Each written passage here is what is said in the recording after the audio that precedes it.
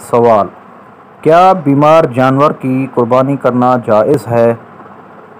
جواب: اگر کوئی جانور اتنا بیمار ہو کہ اس کی بیماری ظاہر ہو اور وہ بیماری کی وجہ سے چارہ نہ کھا سکے تو اس کی قربانی کرنا جائز نہیں ہے، اور اگر بیمار ہونے کے باوجود وہ چارہ وغیرہ کھا لیتا ہو تو اس کی قربانی کرنا جائز ہے۔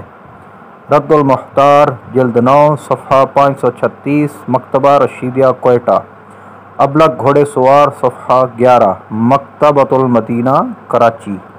صلو علی الحبیب صلی اللہ تعالی علی محمد صلی اللہ علیہ وآلہ وسلم۔